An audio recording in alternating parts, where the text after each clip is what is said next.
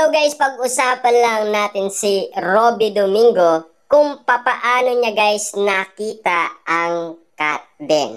At lalong-lalo na guys kung papaano niya nakita umano si Alden Richard na inaalalayan si Catherine Bernardo noong siya ay sumayaw sa Century Tuna Super Buds at muntik na siyang madulas umano. Kaso nga lang guys, inawakan siya ni Catherine Bernardo para siya ay mag-stop sa kanyang sasabihin. 'Di ba? Kumbaga guys, muntikan na siyang madulas, 'di ba? Dahil kitang-kita niya guys ang mga pangyayari. Dahil siya kasi guys ang guest speaker noong araw na yon. Kaya nga naman guys, talagang make kurot factor pa kay Robby Domingo guys, si Catherine Bernardo. Na animo talaga guys, ayaw pa nilang sabihin kung ano talaga ang relationship ni na Alden Richard at Catherine Bernardo. Guys, take note, wala pa ang movie nila, 'di ba? Pero spotted na sila. Pero kapansin-pansin kasi guys na nakita umano ni Robby Domingo ang pangyayari kung papaano ang effort ni Alden Richard para kay Catherine Bernardo.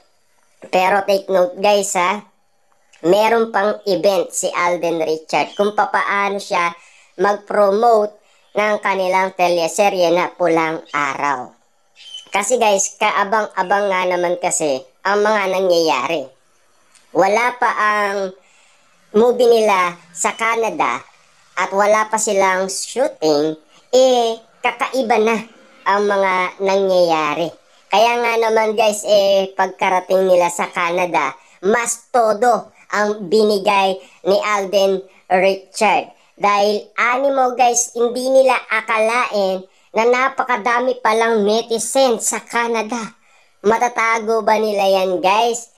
Bawat location guys sa Canada maraming Pilipino. At siyempre guys, ikalawang days nga naman ng shooting nila, dagsa ang maraming Pilipino guys sa shooting ni Alden Richard at Catherine Bernardo. At na-interview pa yan guys, 'di ba? Na animo sinasabi nila na okay lang kahit malayo kami, basta't makita lang namin si Alden Richard at Catherine Bernardo. Ganyan sila kalupit umano.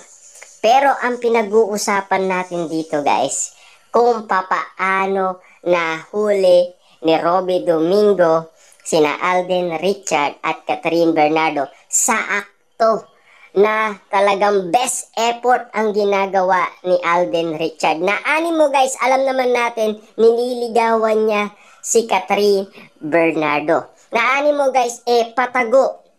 'Di ba? Na mayroon pang along kurot moment, 'di ba? Yan kasi guys, ibang klaseng alimbawa kasi yan guys, 'di ba? Na animo, bakit nila tinatago? 'Di ba? Yun ay hindi mag-best friend guys, kasi ang mag-best friend walang tinatagong lihim. 'Di ba? Kasi kung meron kang itatago, lihim yun. 'Di ba? Na hindi mo pwedeng buksan. Bakit kailangan pang magpreno ni Robby Domingo para sa kanyang sasabihin? Dahil pinigilan nga naman siya ni Catherine Bernardo. 'Di ba? Kasi guys, yan ay spotted.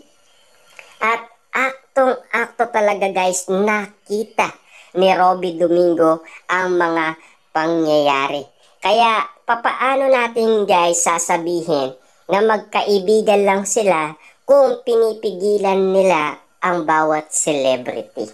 'Di ba? Lalo-lalo guys, si Kim Chiu sa It's Showtime, meron din silang preno sa kanilang bibig. Pero ginawa na rin yan guys ni Kim Chiu sa kanyang naging boyfriend na si Sian, 'di ba? Kasi lagi nga naman silang spotted pero sinasabi nila magkaibigan lang kami. Kaya alam niya guys ang mga sitwasyon ng mga artistang gumagawa niyan. Lumang estilo na kasi yan guys Marami nang gumawa niyan.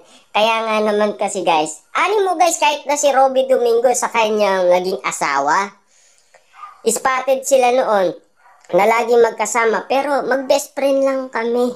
'Di ba? Yan kasi guys ay hindi mo talaga maitatago bakit kayo sobrang close sa isa't isa. Bakit napaka-sweet ninyong tignan.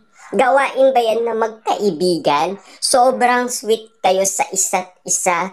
Kung maka-holding hands talaga, ipit na ipit guys sa braso ni Alden Richard, 'di ba? Na ano mo, ayaw nilang bitawan ang isa't isa. Todo ang kapit nila sa isa't isa. Napaka-romantic kasing tignan guys. Madami nga naman kasi guys kinikilig umano. At lalong-lalo na guys, nagawa na yan ni Catherine Bernardo noong sila pa ni Daniel Padilla. More than 5 years guys, nagtiis ang kanilang mga fans.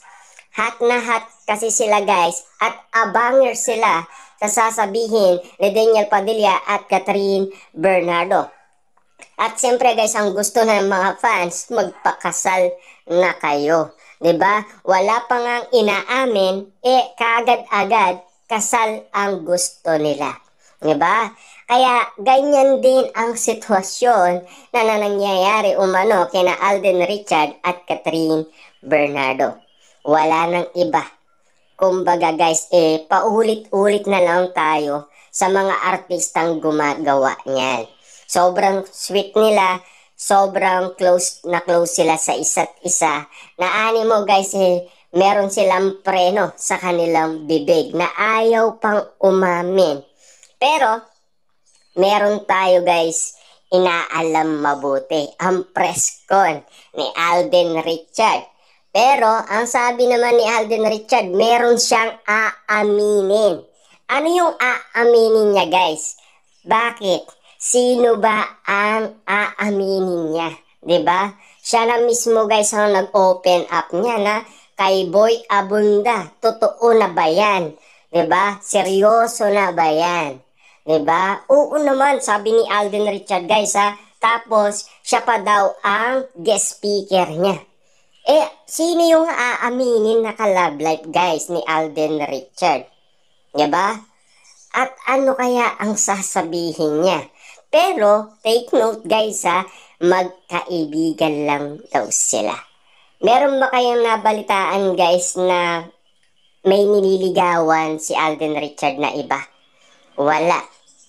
Si Catherine Bernardo lang guys. Dahil puro ang intriga ngayon, sakat din guys. Simula nililigawan ni Alden Richard si Catherine Bernardo, naka-update na tayo dyan. 'Di ba? Tapos sasabihin nila magkaibigan lang kami. Pero may press con tayong inihintay kay Alden Richard kung ano ang sasabihin niya. 'Di ba nung sinabi ni Boy Abunda guys na nililigawan mo ba si Catherine Bernardo? Parang guys yung reaction kasi ni Alden Richard ay kakaiba sa kanyang pinapakita. 'Di ba? Hindi niya alam guys kung papaano Basta makita mo si Alden Richard na ganun ang sitwasyon niya, meron siyang nililiim umano. Siyempre guys, hindi niya maitatago niyan. Mga sanay na ang media guys sa ganyang gawain. Makikita mo naman kung talagang wala seryoso si Alden Richard. Na wala talaga. Hindi ganun si Alden Richard guys kapag tinatanong mo, meron ka bang nililigawan? Straight to the point siya magsasalita. 'Di ba? Pero yung time na alam naman natin guys, spotted siya sa bahay ni Catherine Bernardo, yun ay hindi niya pwedeng ikaila guys, 'di ba? Alam naman natin guys, kasi abangers tayo guys sa lahat ng mga interview ni Alden Richard. Unang-una, nilalait siya sa kanyang gender, tinatawag siyang bakla, 'di ba? Dahil wala nga naman siyang girlfriend, 'di ba? Kasi na-interview nga naman siya ni Ogie Diaz. Ikalawang interview niya, Tony Gonzaga. Ikatlo, si Boy Abunda. Dahil sa kanyang gender. Dahil nga naman siya tinatawag na gay. 'Di ba? Bakit ayaw mo pa kasi mag-anak ng girlfriend?